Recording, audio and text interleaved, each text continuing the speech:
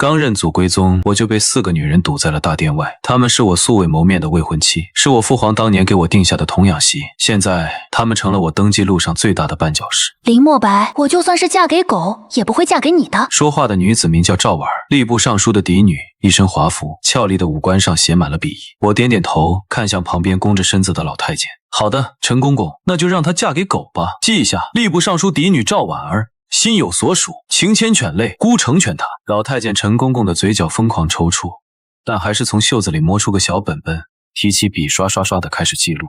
赵婉儿的脸瞬间从涨红变成了铁青。你敢？你一个流落民间16年的野种，凭什么对我指手画脚？我爹是吏部尚书，你信不信我一句话就让你这皇位坐不稳？我没理他，目光越过他，看向他身后的另外3位女子，一个英姿飒爽，腰间佩剑，是镇国大将军的女儿孙灵儿。一个珠光宝气满眼算计，是户部尚书的掌上明珠钱月，还有一个看着最是温婉书卷气十足，却是当朝大儒内阁首辅的孙女刘如烟。他们4个代表了朝中最顶尖的文臣武将与财阀势力，也曾是我那便宜爹为我铺好的青云路，如今却成了毒死我前程的4堵高墙。墨白哥哥，我们从小一起长大，你什么德行我们还不清楚？你斗鸡遛狗，不学无术，让你当皇帝，岂不是毁我大雍江山？他这话一出，我愣了。我林墨白16年来在乡下跟着师傅读书习武，悬壶济世，何曾斗鸡遛狗？他们嘴里的墨白哥哥是谁？灵儿妹妹说的对，一个只配在乡下种地的泥腿子，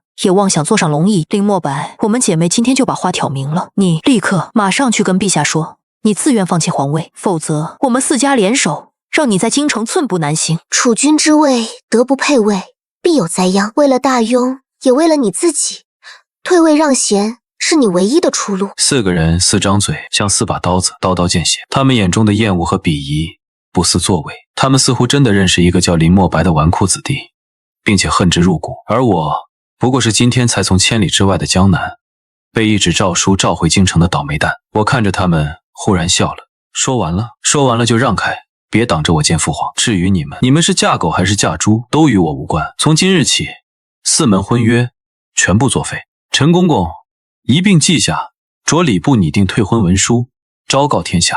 说完，我不再看他们，径直向大殿走去。身后是死一般的寂静和随之而来的气急败坏的尖叫。陛下，儿臣以为储君之位关乎国本，不可儿戏。大殿之上，我那便宜爹大雍皇帝正一脸威严地坐在龙椅上，下方吏部尚书赵大人，也就是赵婉儿他爹，正唾沫横飞地弹劾我。林墨白流落民间16年，言行粗鄙，不识礼数，骤登高位，恐难服众。方才在殿外，他更是口出狂言，要将婉儿许配给他气得说不出话来。我站在殿中，神色平静，皇帝的目光落在我身上，看不出喜怒。墨白，你有什么话说？我上前一步，躬身行礼，回父皇，儿臣无话可说。赵大人所言句句属实。满朝文武一片哗然，谁都没想到我竟然就这么认了。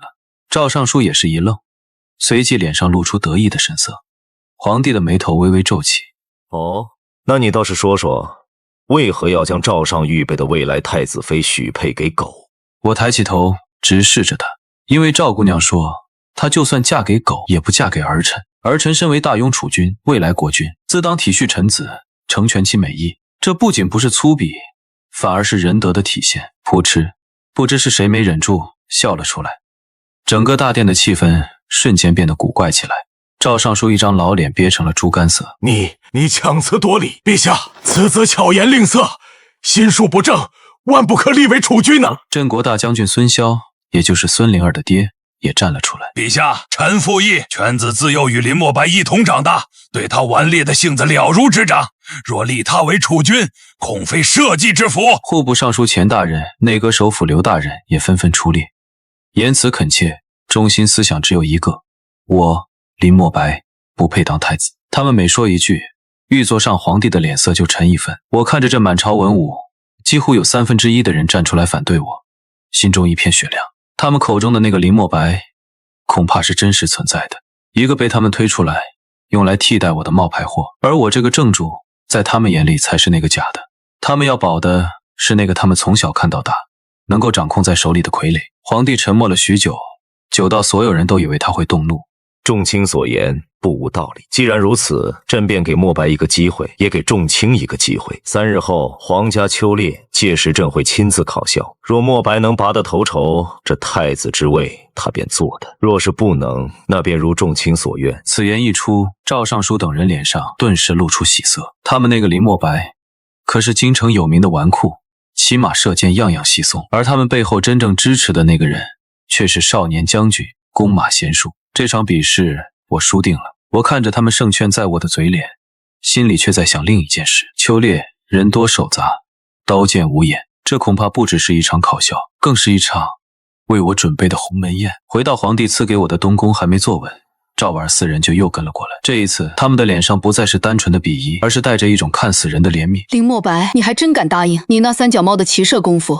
也想在秋猎上拔得头筹？别到时候从马上摔下来，摔断了腿。我刚得到消息，怀王殿下也会参加这次秋猎。怀王殿下文韬武略，弓马娴熟，乃人中龙凤，你拿什么跟他比？怀王，皇帝的亲侄子，当今圣上唯一的兄弟的儿子，也是我那便宜跌龙体抱样时监国的亲王，更是他们口中那个墨白哥哥的头号跟班。原来真正的主谋在这里，他们不是要保一个纨绔，而是要扶一个亲王上位。我这个凭空出现的皇子挡了所有人的路，比不过就不用比了。算你还有点自知之明，现在去向陛下请辞还来得及，否则到了猎场上，刀剑无眼，缺胳膊少腿，可就没人同情你了。我流落在外16年，你们又是如何与我从小一起长大的？4人的脸色齐齐一变，这是一个致命的破绽。我们认识的自然是怀王殿下身边的林公子，至于你，不过是一个恰好同名同姓的乡野村夫罢了，顶着一张和陛下有几分相似的脸，就真以为自己是皇子了。血脉真假尚未可知，我劝你还是早日离开这是非之地，回你的乡下还能保住一条命。好一个血脉真假尚未可知，这是要从根子上否定我的合法性。我点了点头，算是明白了他们的全部计划。先是舆论打压，将我塑造成一个德不配位的废物，再是能力上的公开处刑，让我在秋猎上惨败，颜面尽失，最后再抛出血脉质疑，彻底将我打入尘埃。环环相扣，用心险恶。我明白了，我站起身走到他们面前。你们想让我死在猎场上？我的声音很轻，却让他们4人同时变了脸色。孙灵儿更是下意识地握紧了剑柄。你胡说什么？我们只是好心劝你，你别不识抬举。我笑了笑，没再跟他们废话。陈公公，一直守在门外的老太监走了进来。殿下有何吩咐？传姑的命令。我看着眼前这4张花容失色的脸，一字一顿地说道：从即刻起，关闭东宫，任何人不得进出。另外，去请太医院院判过来，就说姑偶感风寒，身体不适，3日后的秋猎，姑去不了了。赵婉儿等人先是一愣，随即爆发出不敢置信的狂喜。他竟然要装病避战，这个懦夫！我看着他们眼中的狂喜和鄙夷，心中冷笑。你们以为这是避战？不，这是宣战。你们不是想让我在猎场上意外身亡吗？那我就偏不如你们的愿。我倒要看看主角缺席了，你们这出戏还怎么唱下去？我称病的第3天，宫里传来消息，秋猎照常举行。白王林元安在猎场上大放异彩，于万军之中取上将首级。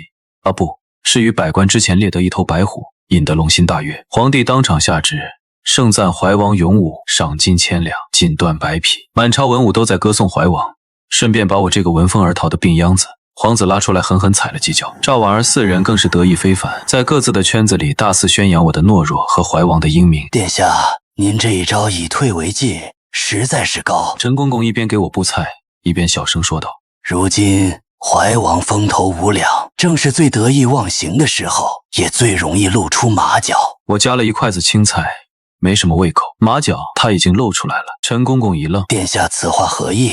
白虎。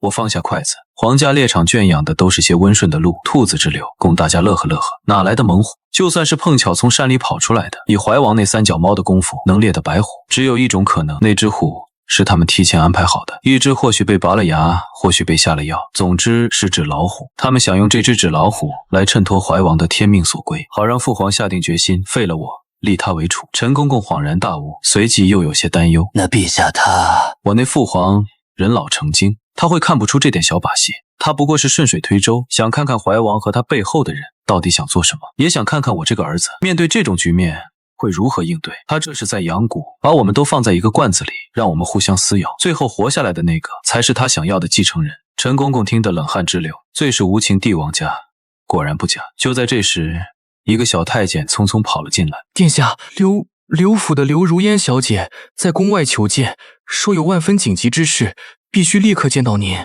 我眉毛一挑，刘如烟，她不是应该正跟着怀王他们庆祝胜利吗？来找我做什么？让她进来。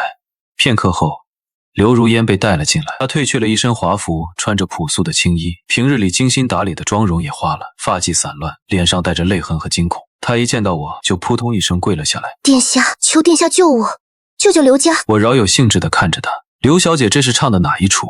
前几天不还劝我退位让贤，说我德不配位吗？刘如烟的身体剧烈地颤抖着，脸色惨白如纸。以前是我有眼不识泰山，是我蠢，是我瞎了眼，我不该听信怀王的鬼话，与殿下为敌。怀王他是个疯子，他是个彻头彻尾的疯子。他抬起头，眼中是无尽的悔恨与恐惧。他根本不是只想当太子，他在秋猎之后与我祖父密谈，他说陛下年迈，沉迷丹药，已非明君，他要行废立之事，取而代之。我祖父当场拒绝，还斥责他大逆不道。他竟然当场拔剑杀了我祖父。他说既然刘家不肯为他所用，那便没有存在的必要了。殿下，他下一个要对付的就是赵家、孙家、钱家，他要把我们4家全都灭口。刘如烟的这番话如同一道惊雷在我脑中炸响。我一直以为这只是一场储位之争，却没想到怀王的野心竟然是那张至高无上的龙椅。他甚至不惜为此对扶持他的功臣痛下杀手。刘如烟趴在地上泣不成声。我偷听到了他们的计划，他们今晚就会动手，会造成祖父疾病暴毙的假象，然后他们会用我刘家满门的性命来逼迫赵、孙、钱3家彻底站到他那边。殿下，求您了，现在只有您能阻止他了。我看着他沉默了许久，他的眼神里充满了绝望，不思作为。这是一个强烈的反转，一个我未曾预料到的变故。刘如烟这个曾经最看不起我、最想置我于死地的女人，此刻却跪在我面前向我求救。她醒悟了，在死亡的威胁和家族的存亡面前，她终于看清了怀王的真面目，也看清了自己不过是一颗随时可以被抛弃的棋子。我为什么要救你？我居高下的看着她，声音里没有一丝温度。你和你祖父助纣为虐，意图颠覆朝纲，如今大难临头才想起我来。刘小姐，你不觉得太晚了吗？刘如烟的身体一僵，脸上血色尽退。她知道我不信她，或者说我没理由信她。她猛地抬起头，从怀里掏出一块染血的玉佩。这是我祖父的贴身之物，从不离身。怀王杀他之时，我躲在屏风后亲眼所见。这玉佩就是他挣扎时从他腰间掉落的，上面还有他的血。我接过玉佩，入手温润，上面繁复的云纹确实是内阁首辅刘阁老那种老学究喜欢的样式。玉佩的一角沾着一抹已经干涸的暗红色血迹，只有这个还不够。我把玉佩抛还给他。证据，我要的是能将怀王一击致命的证据，而不是一块谁都可以伪造的玉佩和一个随时可能反口的故事。刘如烟愣住了，她没想到我如此不近人情。她咬着唇，眼中闪过一丝挣扎和决绝。好，证据我给你。怀王与我祖父的往来密信，还有他联络朝中官员意图谋反的名单，都藏在祖父书房的暗格里，我这就去给你偷出来。说完，他像是下定了某种决心，转身就要走。站住！你现在回去，等于自投罗网。怀王既然敢杀你祖父，就不会留下你这个活口。此刻的刘府恐怕早已被他的人围得水泄不通。刘如烟的脚步顿住了，脸上露出后怕的神色。是啊，他只想着拿到证据，却忘了自己早已是瓮中之鳖。那怎么办？他无助地看着我，我走到他面前，扶起他。想活命，想保住刘家，就按我说的做。我的声音很低，带着一种不容置疑的力量。首先，我凑到他耳边，将我的计划全盘托出。刘如烟的眼睛越睁越大，从最初的震惊到后来的犹豫，最后化为一片坚定。他看着我，重重地点了点头。好，我听殿下的。今夜我便是殿下手中最锋利的一把刀。送走刘如烟，陈公公忧心忡忡地走上前来。殿下，您真的信他？万一这是他和怀王设下的苦肉计？是不是计，今晚就知道了。我走到窗边，看着外面沉沉的夜色，传我的令，让暗卫营的人准备好，今晚京城会很热闹。我们不去刘府救人，我们去抄怀王府。夜半3更，怀王府灯火通明，怀王林玉安正坐在主位上，端着酒杯，满脸春风得意。下方坐着赵尚书、孙将军、钱尚书3人，只是他们的脸色都不太好看。王爷，您真的杀了刘阁老？赵尚书颤抖着声音问道。一个不识时务的老东西罢了，杀了便杀了。怎么，赵大人是想为他鸣不平？不敢，不敢。可刘阁老毕竟是3朝元老，门生故吏遍布天下，就这么死了，恐怕不好交代。一个疾病暴毙的臣子，有什么不好交代的？倒是你们3位，现在该好好想想，是继续跟着本王从龙之宫封妻印子，还是去陪刘阁老那个老顽固满门抄斩？他的话语里充满了赤裸裸的威胁。3人脸色煞白，他们知道自己已经没有退路了。从他们选择扶持怀王的那一刻起，他们就上了这条贼船。就在这时，一个亲信匆匆跑了进来。王爷，不好了，东宫的林墨白带着一队禁军把王府给围了。什么？怀王猛地站了起来，一脸的难以置信。他怎么敢？赵尚书等人也是大惊失色。他不是病了吗？他哪来的人马？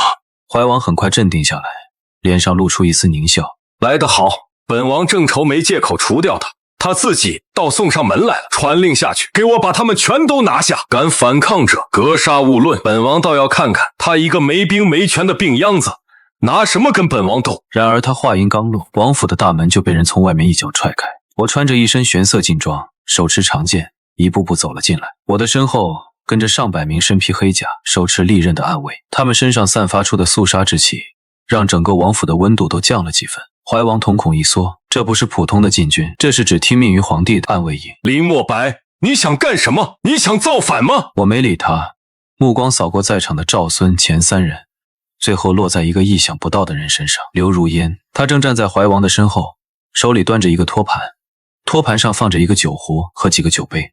他看到我，眼中闪过一丝慌乱，随即又镇定下来，对我微微摇了摇头。我心中了然，他失败了，他没能拿到那份名单，或者说那份名单根本就不在刘阁老的书房。奉陛下口谕，怀王林玉安结党营私，意图谋反，证据确凿，即刻拿下，打入天牢。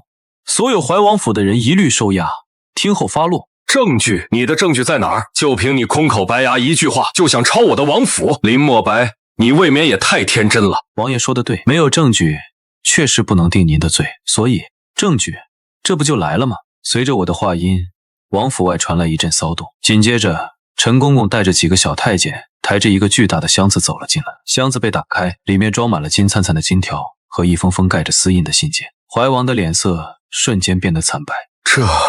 这不可能，这些都是他私下敛财和朝臣勾结的铁证。他明明藏得好好的，怎么会被翻出来？王爷，您是不是在想这些东西？您明明藏在刘阁老的书房暗格里，怎么会出现在这里？因为从一开始，那间书房就是我的人布置的。你以为的密室，不过是我为你准备的陷阱。你杀刘阁老时，刘如烟躲在屏风后，看到的不是你行凶，而是我的人将你栽赃嫁祸的全过程，包括那块染血的玉佩也是我们伪造的。刘如烟来东宫求救是真，但她求的不是我救刘家，而是求我给你致命一击。你们不是说我德不配位吗？那我就让你们看看什么叫真正的不择手段。全场死寂，怀王脸上的血色退得一干二净，他踉跄着后退一步，指着我，又指着我身后的刘如烟，嘴唇哆嗦着，一个字也说不出来。你们赵尚书、孙将军、钱尚书3人更是吓得魂飞魄散，瘫软在地。他们终于明白，自己从头到尾都被算计了。什么储位之争，什么废立之事，全都是一个局，一个我为他们精心设计的请君入瓮的局。刘阁老的死是真的，但不是怀王杀的，而是我的人模仿怀王的剑法嫁祸给了他。刘如烟的求救是真的，但他不是在为家族求生路，而是在为他死去的祖父求一个复仇的机会。他早就看清了怀王不可靠，也知道自己家族站错了队，与其等着被清算，不如主动投诚，戴罪立功。而我给了他这个机会。林墨白，你好狠毒的心，你为了嫁祸我，竟然不惜杀害一位内阁首辅。我冷冷地看着他，狠毒？比起你们想让我在猎场上意外身亡，比起你为了夺位不惜拉上3公9卿给你陪葬，我这点手段又算得了什么？刘阁老助纣为虐，死有余辜，而你罪魁祸首更该千刀万剐。我的声音不大，却字字如冰，砸在每个人的心上。来人，将怀王拿下！暗卫营的人一拥而上，将失魂落魄的怀王死死按住。怀王还在疯狂的挣扎，嘴里不干不净的咒骂着：李莫白，你不得好死！陛下不会放过你的！你伪造证据，谋害亲王，你死定了！我走到他面前，蹲下身，用只有我们2个人能听到的声音说：忘了告诉你，让你去抄刘阁老书房的是我，但让我带人来抄你王府的是父皇。你以为没有他的默许，我能调得动暗卫营？你以为你做的那些事，他真的不知道？从你把主意打到那张龙椅上开始，你就已经是个死人了。怀王的瞳孔骤然放大，脸上露出无尽的恐惧和绝望。他终于明白了，他不是输给了我，他是输给了那个高高在上洞悉一切的皇帝。他和我都只是皇帝手中的棋子，只不过我这颗棋子比他更听话，也更狠。带上去。我站起身，挥了挥手，怀王像一条死狗一样被拖了出去。大殿里只剩下瘫软在地的赵孙钱3人，和他们那3个同样面如死灰的女儿赵婉儿、孙灵儿、钱月。他们看着我，眼神里充满了恐惧。他们终于意识到，他们招惹的根本不是一个乡下来的泥腿子，而是一个比怀王、比他们的父辈更可怕、更深不可测的魔鬼。殿下饶命！殿下饶命啊！赵尚书第一个反应过来，连滚带爬地跪到我面前，拼命磕头。臣有罪，臣是被怀王蒙蔽了。臣对陛下忠心耿耿，绝无二心啊！是啊，殿下，我们都是一时糊涂。求殿下看在我们往日没有功劳也有苦劳的份上，饶我们一命吧。我看着这3张痛哭流涕的老脸，觉得有些好笑。刚才还跟着怀王逼宫，现在就成了被蒙蔽的忠臣，这脸变得比翻书还快。我的目光越过他们，落在了赵婉3女身上。他们跪在自己的父亲身后，身体抖得像筛糠一样，连头都不敢抬。你们呢？你们不也说我德不配位，应该退位让贤吗？怎么现在不说了？殿下，我错了，我真的错了，我不该狗眼看人低，不该听信谗言，冒犯殿下，求殿下大人有大量，饶了我吧。他哭得梨花带雨，我见犹怜。若是换个男人，或许真的会心软，可惜我不是。饶了你。我走到他面前，捏住他的下巴，强迫他看着我。你不是说就算嫁给狗也不嫁给我吗？现在怎么反倒来求我了？赵婉儿的眼中闪过一丝屈辱，但更多的是恐惧。我是胡说的，殿下您别当真，我是愿意嫁给殿下的，我愿意当您的太子妃，只要您饶了我爹，饶了我们赵家，我什么都愿意做。为了活命，他连最后的尊严都不要了。旁边的孙灵儿和钱月见状，也纷纷开口：殿下，我也愿意，我愿意侍奉殿下左右。殿下，钱家愿意献上所有家产，只求殿下开恩。他们像是在菜市场抢购一样，争先恐后地向我表着忠心，许着好处，仿佛只要我点点头，他们就能立刻献上自己的一切，真是可悲又可笑。我松开赵婉儿的下巴，后退一步，看着这丑态百出的一幕。你们以为你们还有资格跟我谈条件吗？从你们站到怀王那边，与我为敌的那一刻起，你们的命运就已经注定了。赵家、孙家、钱家勾结亲王，意图谋反，罪同叛逆，按我大庸律法，当诛三族。最后3个字我咬得极重。赵婉儿3女的哭声戛然而止，脸上最后一丝血色也褪尽了。他们的父亲更是直接昏死了过去。他们以为最多不过是萧关罢爵，流放3000里，却没想到等待他们的竟是灭顶之灾。不要，我们没有谋反，我们只是想让您放弃皇位而已。对，我们没想过要陛下的命。想让我放弃皇位，扶持怀王上位，然后呢，等怀王坐上龙椅，你们3家就是新的皇亲国戚，权倾朝野。你们敢说你们没有这么想过？夺嫡之争自古以来就是你死我活，既然敢下注，就要有输掉一切的觉悟。我转身不再看他们绝望的脸。陈公公啊，老奴在。传国的口谕，着大理寺、刑部、督察院会审此案，所有涉案人员一个都不能放过。至于这3位小姐，我顿了顿，想起了最初的那个标题，就按我一开始说的办吧。赵尚书、孙将军、钱尚书3族全部流放宁古塔，永世不得还朝。至于他们3个，我回头看着他们已经毫无生气的脸，扯了扯嘴角，就赏给宁古塔的披甲人为奴吧，也算全了赵小姐想嫁给人的心愿。圣旨下达的那天，京城震动，怀王谋逆案牵连甚广，3位一部尚书，1位镇国将军，一夜之间从云端跌入泥潭，府邸被抄，家产充公，男丁斩首，女眷流放。曾经在京城呼风唤雨的4大家族，除了主动投诚得以保全的刘家，其余3家彻底灰飞烟灭。赵婉儿、孙灵儿、钱月3人被扒去华服，戴上枷锁，和一群囚犯一起被押送出城。临行前，他们透过囚车的缝隙远远地看了东宫一眼，眼神里没有了怨恨，只剩下无尽的麻木和悔恨。或许直到此刻，他们才真正明白，他们当初那句轻飘飘的“我就算是嫁给狗，也不会嫁给你”，究竟给自己和家族带来了怎样毁灭性的灾难。而我正站在东宫的城楼上，静静地看着那支长长的流放队伍消失在天际。殿下，真的不能给他们一个机会吗？毕竟他们罪不至死。斩草不除根，春风吹又生。我给他们机会，谁给我机会？如果今天输的是我的下场会比他们好到哪里去吗？刘如烟沉默了，她知道我说的没错，在这场权力的游戏中，没有仁慈可言，只有胜负和生死。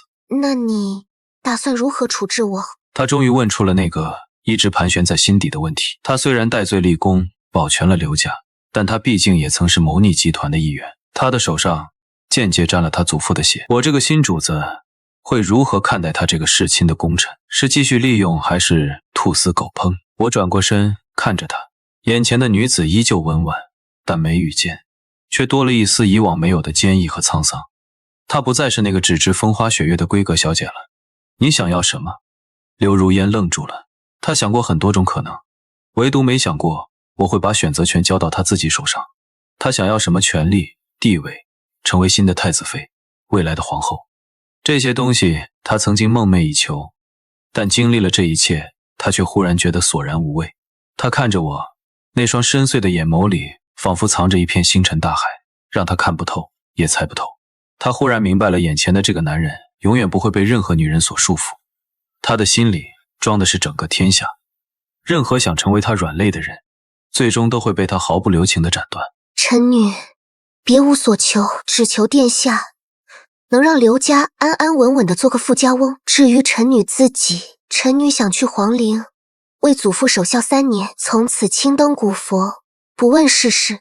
远离朝堂，远离我这个让他感到恐惧的男人，是他能想到的最好的结局。我答应了刘如烟的请求。她走的那天天气很好，没有囚车，没有枷锁，只有一辆朴素的马车和2个忠心的老仆。她没有再见我，只是托陈公公带给我一句话：愿殿下早日君临天下，也愿殿下永远不要变成和他一样的人。这个他我知道，指的是我那便宜父皇，一个将所有人都当成棋子、冷酷无情的帝王。我站在城楼上，看着那辆马车消失在官道的尽头，久久没有言语。殿下，您其实可以留下她的。刘小姐聪慧过人，又对您忠心耿耿，将来入主后宫，必能成为您的一大助力。我的后宫不需要助力，更不需要一个时时刻刻提醒我是如何登上皇位的女人。留下她，对我对她都是一种折磨，放她离开才是对她最大的仁慈，也是对我自己。解决了怀王和4大家族，我在朝中的地位已经稳如泰山，再也没有人敢质疑我的血脉，也没有人敢说我德不配位。所有人都看到了我的雷霆手段，也看到了我背后那双属于皇帝的支持的手。半个月后，皇帝下旨册封我为大雍皇太子，入主东宫，参议朝政。册封大典那天，百官朝贺，万民敬仰。我穿着繁复的太子朝服，一步步走上高台，接受所有人的跪拜。玉座之上，我那便宜父皇看着我，脸上露出了满意的笑容。他的眼神里有欣赏，有欣慰，但更多的是一种审视和考量。我知道这还不是结束，这只是另一场更漫长、更残酷的考验的开始。从储君到君王的路，远比我想象的要更加荆棘遍布。就在我接过册封玉玺的那一刻，殿外忽然传来一阵急促的脚步声，一名禁军统领连滚带爬地跑了进来，脸上满是惊慌。陛下，太子殿下，不好了！宁国塔急报，流放的队伍在途中遭遇山匪，全军覆没。赵婉儿、孙灵儿、钱月3位小姐不知所踪。消息传来，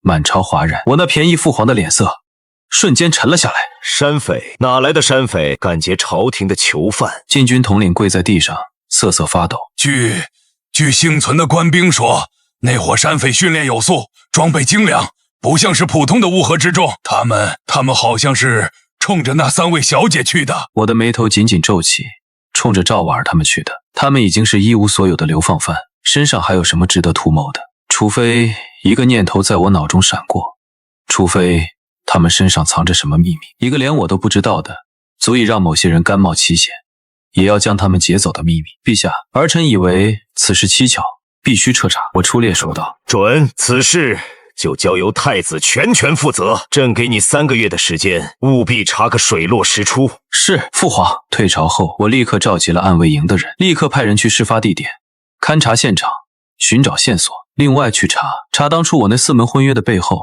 到底还藏着什么。父皇当年为何会为我这个流落在外的野种定下代表着文臣、武将、财阀、清流4方势力的未婚妻？这看起来像是在为我铺路，但现在想来更像是一个枷锁，一个将我与这4大家族牢牢绑在一起的枷锁。殿下是怀疑这桩婚事从一开始就是个阴谋。我点了点头。怀王倒了赵孙，前3家也倒了，但他们的倒台太过顺利了，顺利得就像是有人在背后推波助澜，故意将他们推出来当替死鬼。而那3个被劫走的女人，或许就是揭开这一切的关键。我有一种预感，怀王不过是冰山一角，在这平静的朝堂之下，还隐藏着一个更庞大、更可怕的黑手。而我从回到京城的那一刻起，就已经身处棋局之中。之前的一切不过是开胃小菜，真正的对决现在才刚刚开始。我必须找到那3个女人，不仅是为了查明真相，更是为了我自己的安危。因为我不知道那只看不见的黑手，下一个目标会不会就是我。3天后，暗卫传回了消息，他们在事发现场找到了一枚特殊的剑簇，剑簇上刻着一个图腾，一朵盛开的黑色的莲花，黑莲教。我看着那枚剑簇，吐出了3个字：殿下，您是说那个100年前被先帝剿灭的邪教？没错，百足之虫，死而不僵。他们只是转入了地下，一直在寻找复起的机会。看来劫走赵婉儿他们的就是这群人了。可问题是，黑莲教为什么要劫走他们？他们和黑莲教又能有什么关系？就在我百思不得其解的时候，又一个消息传来，我的东宫遭到了刺杀，一群黑衣人深夜潜入，目标明确，直指我的寝宫。好在我早有防备，暗卫营的人及时出现，将刺客尽数拿下。审讯的结果让我大吃一惊，这些刺客竟然是镇国大将军孙骁的旧部。他们说他们是为了给孙将军和孙小姐报仇，可当我问他们是谁指使他们的时候，他们却全都咬舌自尽了，线索又断了。但我知道事情绝没有那么简单。孙骁的旧部黑莲教被劫走的3个女人，这些看似毫无关联的人和事，背后一定有一条线将他们串联了起来。我坐在书房里，将所有的线索在脑中过了一遍。忽然我想起了刘如烟走之前对我说的那句话：愿殿下永远不要变成和他一样的人。他为什么会这么说？难道他发现了什么？难道这一切都和我那深不可测的父皇有关？一个大胆而疯狂的念头在我心中油然而生。或许从一开始就没有什么黑莲教，没有什么幕后黑手。或许这一切的导演就是那位高高在上的皇帝。他先是扶持怀王，让我和他斗，在我斗赢了之后，他又制造出新的敌人，让我继续斗。他在用这种方式磨砺我，考验我，也消耗我。他需要的不是一个强大的继承人，而是一个听话的，永远活在他掌控之下的傀儡。就像他对待怀王一样，我浑身冰冷，如坠冰窟。如果我的猜测是真的，那我现在的处境比面对任何敌人都要危险100倍，因为我的对手是这个国家最强大、最不可战胜的人。我该怎么办？是继续当他的棋子，在他的安排下一步步走向那个他为我设计好的结局，还是奋起反抗，将命运牢牢掌握在自己手中？我看着窗外那轮高悬于天际的明月，眼中闪过一丝决绝。棋子我当够了，从现在起我要做那个执棋的人。